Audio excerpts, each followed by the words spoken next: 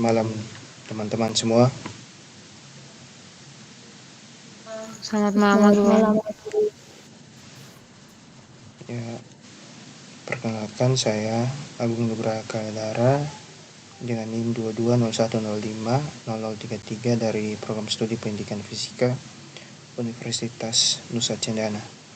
Nah, di sini saya akan mempresentasikan proposal penelitian saya yang berjudul Analisis Kesulitan Penyelesaian Soal-soal Materi Kalor dengan Teori Polia.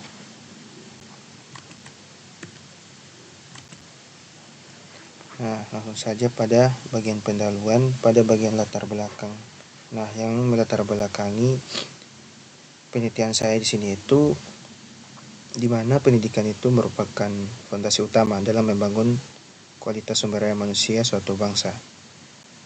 Nah, salah satu bidang ilmu yang sangat esensial adalah fisika yang mempelajari fenomena alam dan memiliki banyak aplikasi dalam kehidupan sehari-hari serta teknologi. Nah, dalam pembelajaran fisika, konsep kalor merupakan salah satu topik yang fundamental karena terkait dengan berbagai fenomena termodinamika. Nah, namun berdasarkan berbagai penelitian ditemukan bahwa banyak siswa mengalami kesulitan dalam memahami dan menyelesaikan soal-soal yang berkaitan dengan materi kalor.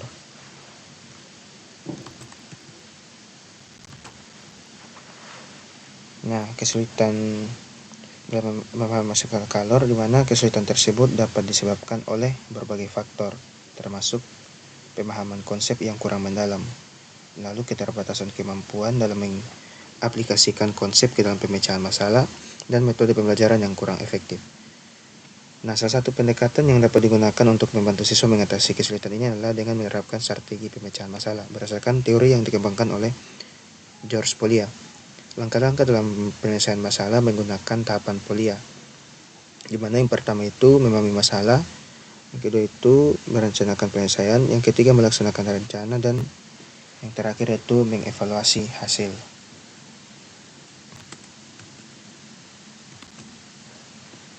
Nah, penelitian ini itu akan dilaksanakan di SMA Negeri 1 Sabu Barat, Kecamatan Saburajua, Nusa Tenggara Timur, Indonesia. Di mana pemilihan lokasi ini didasarkan pada beberapa pertimbangan berikut, seperti variasi latar belakang siswa, aksesibilitas dan dukungan sekolah, serta relevansi materi yang diajarkan. Sampel penelitian ini adalah siswa kelas 10 MIPA 1 yang sedang mempelajari materi kalor dalam mata pelajaran fisika. Nah, alasan dipilih siswa kelas 10 MIPA 1 karena pada tingkat ini mereka sudah memiliki dasar yang cukup dalam memahami konsep-konsep fisika dasar, tetapi juga diharapkan menghadapi tantangan dalam penerapan konsep-konsep tersebut pada tingkat yang lebih kompleks.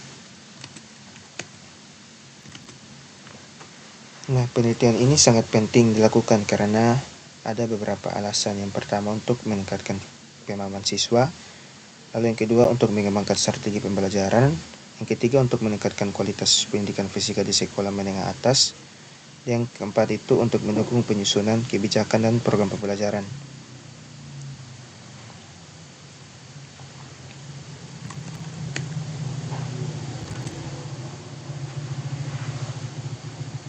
Lalu analisis kesulitan siswa dalam menyelesaikan soal-soal materi kalor menjadi penting karena dapat membantu dalam mengidentifikasi aspek-aspek pembelajaran yang memerlukan perbaikan. Dengan mengetahui kesulitan yang dihadapi siswa, guru dapat mengembangkan strategi pembelajaran yang lebih efektif dan sesuai dengan kebutuhan siswa, yang pada akhirnya dapat meningkatkan pemahaman dan hasil belajar daripada siswa.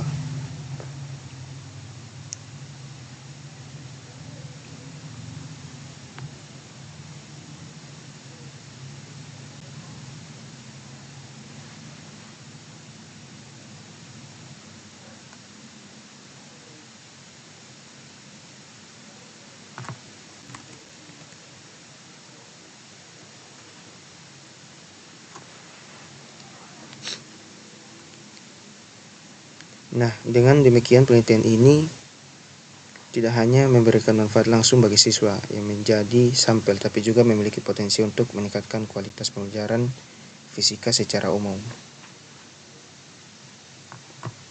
Nah, namun sebelum itu, penelitian ini juga memberikan wawasan yang lebih mendalam tentang bagaimana konsep kalor diajarkan dan dipahami, sehingga dapat diusulkan metode dan pendekatan baru yang lebih sesuai untuk meningkatkan kualitas pembelajaran. Selain itu, hasil analisis ini dapat menambah literatur ilmiah dalam bidang fisika, memberikan kontribusi pada pengetahuan tentang kesulitan belajar dan bagaimana mengatasinya melalui pendekatan sistematis.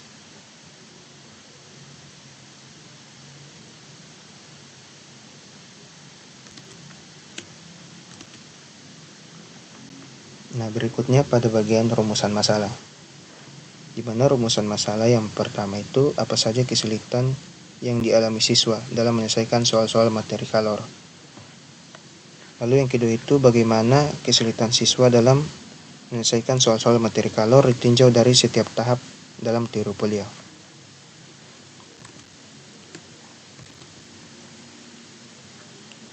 Lalu berikutnya tujuan penelitian, di mana yang pertama untuk mengidentifikasi kesulitan yang dialami siswa dalam menyelesaikan soal-soal materi kalor. Lalu yang kedua itu menganalisis kesulitan siswa dalam menyelesaikan soal-soal materi kalor ditinjau dari setiap tahap dalam teori Polya.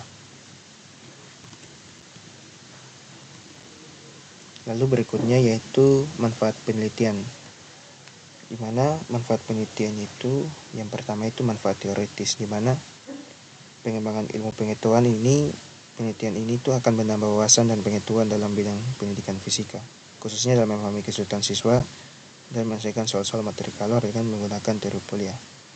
Lalu kontribusi pada literatur, dan penelitian ini tuh akan memperkaya literatur akademik mengenai strategi pemecahan masalah dalam pembelajaran fisika yang dapat dijadikan sebagai referensi bagi peneliti selanjutnya. Lalu manfaat praktisnya itu ada 4, di mana yang pertama itu peningkatan kualitas pembelajaran, yang kedua itu pengembangan strategi pembelajaran, yang ketiga panduan bagi siswa, dan yang terakhir itu pengembangan pada kurikulum. Lalu manfaat kebijakan, yang pertama itu rekomendasi kebijakan pendidikan. Jadi di sini tuh maksudnya timbul dari penelitian ini dapat digunakan sebagai dasar untuk menyusun kebijakan dan program-program pendidikan yang lebih efektif di tingkat sekolah maupun daerah, khususnya dalam meningkatkan kualitas pembelajaran fisika. Lalu yang terakhir itu dukungan untuk pelatihan guru. Nah, lanjut pada batasan penelitian, di mana penelitian ini tuh dibatasi pada beberapa hal. Yang pertama itu cakupan materi, di mana materi yang kami sini itu penelitian saya hanya berfokus pada materi kalor. Lalu lokasi penelitian yaitu SMA Negeri 1 Sabu Barat, Kabupaten Sabarajua, Nusa Tenggara Timur, Indonesia. Lalu sampel penelitiannya itu, di mana sampel penelitian saya itu siswa kelas 10 MIPA 1 yang sedang mempelajari materi kalor. Lalu metode penelitian yang digunakan itu metode kualitatif melalui wawancara mendalam dan observasi, serta metode kuantitatif melalui pengujian dan analisis statistik. Lalu waktu penelitian, di mana waktu penelitian saya di situ penelitian ini akan dilaksanakan pada proses pembelajaran materi kalor berlangsung. Lalu subjektivitas dalam wawancara. Wawancara dapat dipengaruhi oleh subjektivitas baik dari pihak peneliti maupun responden. Lalu pendekatan dari teori Polya, di mana penelitian saya ini hanya mengkaji tentang penggunaan dari teori Polya saja.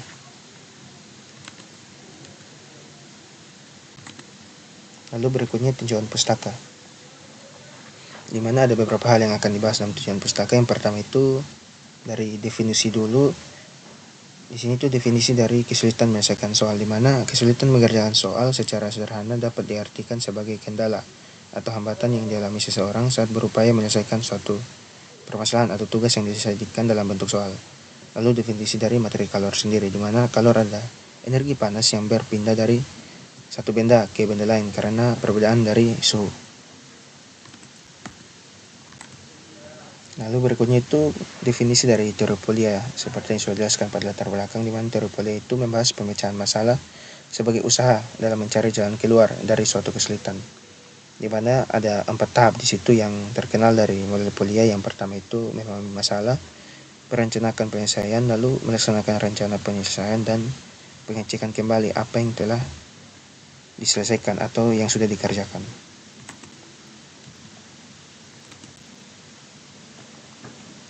Lalu berikutnya itu pada bagian kategorisasi dan literatur, di mana poin pertama itu penyebab kesulitan menyelesaikan soal-soal fisika, di mana hal ini tuh dikarenakan siswa bingung untuk memilih rumus mana yang harus digunakan. Nah, kesulitan dalam menerima materi yang diajarkan, tidak dapat memahami konsep fisika dengan baik, serta lemahnya kemampuan siswa dalam perhitungan matematis. Lalu yang kedua itu kesulitan menyelesaikan soal-soal kalor, di mana kalor itu bersifat abstrak sehingga sulit untuk diamati oleh siswa secara langsung. Juga menuntut keterampilan dalam menggunakan aljabar dan persamaan matematika dalam penyelesaiannya, serta kemampuan dalam menerjemahkan tabel, grafik, dan persamaan.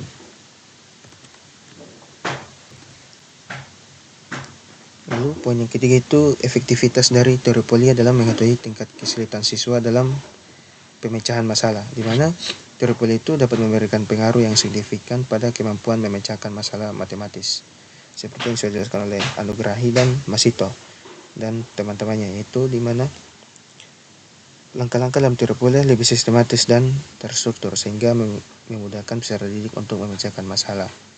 Hal ini sudah dijelaskan menurut Siahaan, Dewi Said 2018 dan Masito bersama teman-temannya. Maka dari itu teori Polya sangat membantu dalam kegiatan pemecahan dari suatu masalah. Lalu berikutnya itu pada bagian integrasi temuan, di mana pada poin pertama itu gabungan dari temuan, di mana teori Polya sangat efektif untuk mengetahui pada tahapan mana siswa paling banyak mengalami kendala atau kesulitan untuk menyelesaikan soal. Nah, namun untuk membantu siswa dalam menyelesaikan masalah, dari beberapa penelitian yang sudah dilakukan oleh teori Polya itu tidak terlalu efektif dalam membantu siswa menyelesaikan masalah. Hal ini dibuktikan dengan masih tingginya persentase pada keempat tahapan teori Polya. Namun ada juga beberapa penelitian yang menunjukkan persentase dari keempat tahapan Polya yaitu rendah, di mana hal ini bisa terjadi bukan karena keempat tahapan dari teori Polya, namun dipengaruhi oleh faktor lain seperti kemampuan dari masing-masing dari siswa tersebut. Lalu poin yang berikutnya itu keterkaitan, di mana penelitian itu menunjukkan bahwa dengan menggunakan teori Polya yang memiliki 4 tahapan dalam menyelesaikan masalah dapat digunakan untuk menyelesaikan soal-soal kalor, di mana materi kalor bersifat abstrak sehingga sulit untuk diamati oleh siswa secara langsung. Juga di mana itu materi kalor itu kan menuntut keterampilan dalam menggunakan aljabar dan persamaan matematika dalam penyelesaiannya, serta kemampuan menerjemahkan tabel, grafik, ataupun persamaan. Lalu poin yang berikutnya itu kesenjangan dan hubungan dengan penelitian, di mana kesenjangannya itu meskipun teori Polya memberikan kerangka kerja yang jelas untuk pemecahan masalah, penerapannya tidak selalu efektif di semua konteks pembelajaran karena penerapan teori Polya lebih efektif jika digunakan pada soal-soal dengan perhitungan matematis. Lalu relevansinya dengan penelitian, di mana penggunaan teori Polya pada materi kalor ini sangat cocok karena teori Polya memiliki tahapan-tahapan yang sistematis dan terarah dalam menyelesaikan soal-soal yang menggunakan perhitungan matematis. Nah, lalu berikutnya itu pada bagian bab 3 metode penelitian, di mana desain penelitian yang digunakan itu menggunakan desain penelitian deskriptif dengan pendekatan dari campuran atau istilah lainnya itu mixed methods, di mana pendekatan ini menggabungkan metode kualitatif dan kuantitatif untuk mendapatkan gambaran yang lebih komprehensif mengenai kesulitan siswa dalam menyelesaikan soal-soal materi kalor dengan menggunakan teori Polya. Lalu lokasi dan waktu penelitian, di mana penelitian akan dilaksanakan di SMA Negeri 1 Sabah Barat, Kabupaten Saburojo, Nusa Tenggara Timur, di mana penelitian ini direncanakan berlangsung selama 1 semester ajaran, yaitu dari bulan Januari hingga Juni tahun 2025. Lalu subjek penelitian itu ada 30 orang siswa yang duduk di kelas 10 MIPA 1. Nah, jadi sampel ini dipilih dengan menggunakan teknik purposive sampling, yaitu berdasarkan kriteria tertentu seperti kemampuan akademik, partisipasi dalam kelas, dan kemauan untuk berpartisipasi dalam penelitian. Lalu berikutnya itu instrumen penelitian ada 3, di mana yang pertama tes diagnostik, wawancara mendalam, dan observasi kelas. Lalu prosedur penelitian. Yang pertama itu persiapan, di mana pada bagian persiapan ini ada beberapa langkah-langkah lagi, yaitu yang pertama menyusun instrumen, lalu mendapatkan izin penelitian dari pihak sekolah, dan mengadakan sosialisasi kepada siswa dan guru. Lalu pada bagian kedua itu pelaksanaan, di mana pada bagian pelaksanaan itu ada beberapa langkah-langkah juga yang perlu dilakukan, yaitu mengadministrasi tes diagnostik kepada siswa, lalu melakukan wawancara mendalam dengan siswa yang dipilih berdasarkan hasil tes diagnostik. Lalu yang terakhir itu melakukan observasi kelas secara berkala. Lalu prosedur yang ketiga itu analisis data, di mana analisis data kualitatif dilakukan dengan cara transkripsi, wawancara, pengolian, dan analisis tematik. Lalu analisis data kuantitatif dilakukan dengan menggunakan statistik deskriptif dan inferensial untuk mengidentifikasi pola-pola kesulitan dan efektivitas strategi pemecahan masalah berdasarkan dari teori polia. Lalu validitas dan reliabilitas, di mana untuk memastikan validitas dan reliabilitas dari data penelitian ini akan menggunakan triangulasi sumber dan metode, di mana triangulasi sumber dilakukan dengan membandingkan data dari ketiga instrumen tadi, yaitu dari tes diagnostik, wawancara mendalam, dan observasi kelas. Lalu etika dalam penelitian itu dilakukan dengan memperhatikan prinsip-prinsip etika penelitian.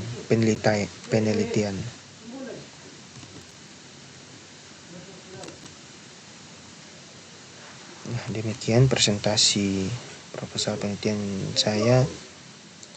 Apabila ada teman-teman yang ingin memberikan tanggapan atau bertanya, dipersilakan.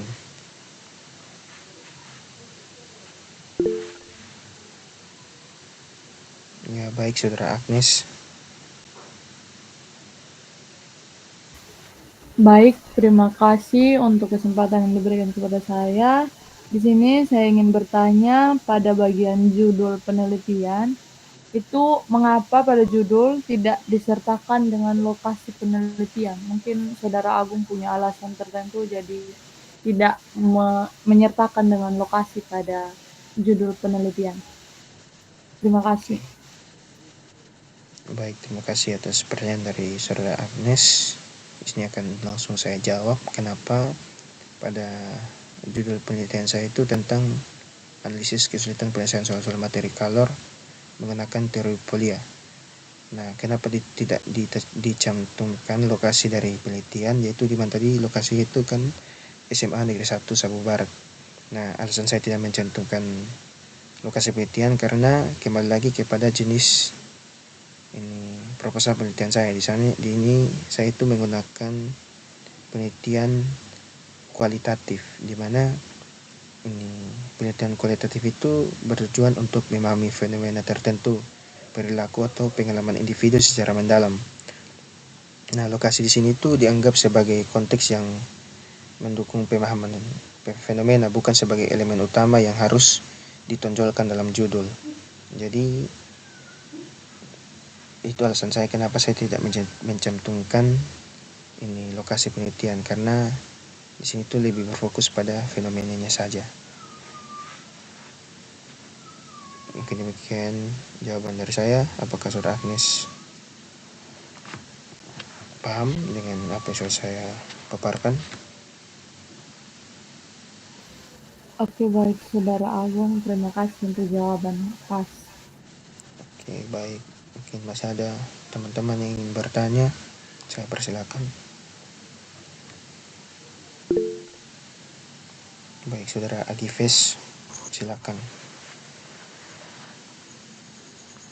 Jadi baik, terima kasih atas kesempatan yang diberikan kepada saya. Di sini saya akan bertanya, mengapa penelitian ini penting untuk dilakukan? Oke, baik Saudara Agifes yang sudah bertanya tentang mengapa penelitian ini penting untuk dilakukan.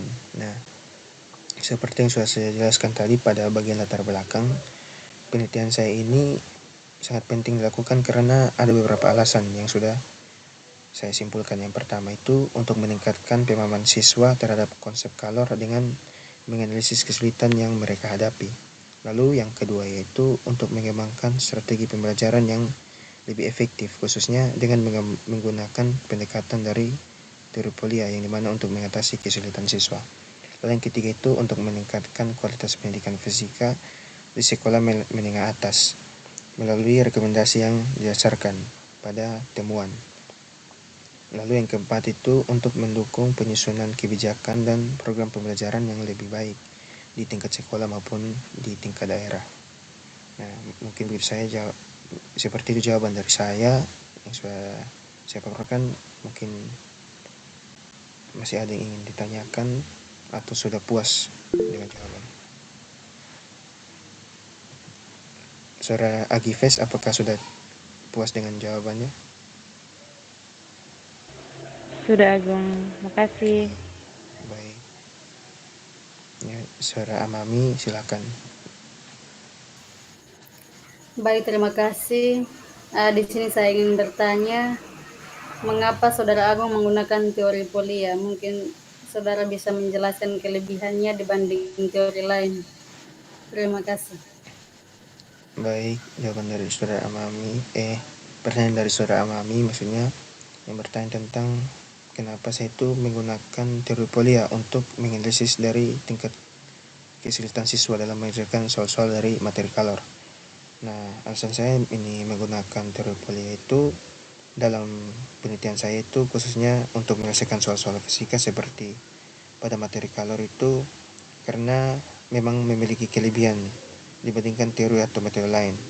Dimana ini akan saya jelaskan, dimana kelebihan yang pertama yaitu dimana teori Polya itu bersifat sistematik dan terstruktur, dimana seperti yang sudah dijelaskan itu terdiri dari 4 langkah tadi.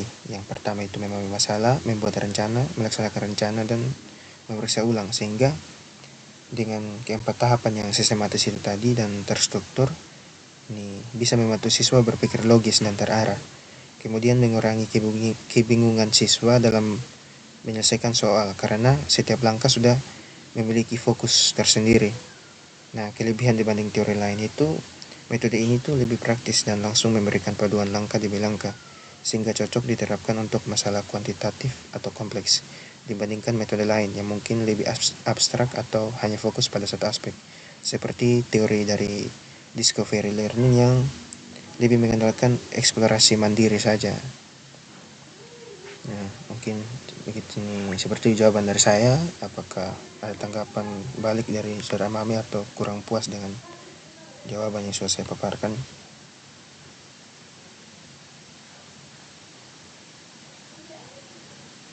Saudara Amami, apakah sudah puas atau masih kebingungan? Ya baik, terima kasih untuk jawabannya. Oke, baik. Jawaban saya terima. Oke, jika tidak ada lagi yang ingin bertanya, maka saya tutup presentasi saya. Terima kasih kepada teman-teman yang sudah menyimak dari awal hingga akhir presentasi proposal penelitian saya. Nah, demikian presentasi saya. Selamat malam untuk kita semua. Selamat malam, Agung.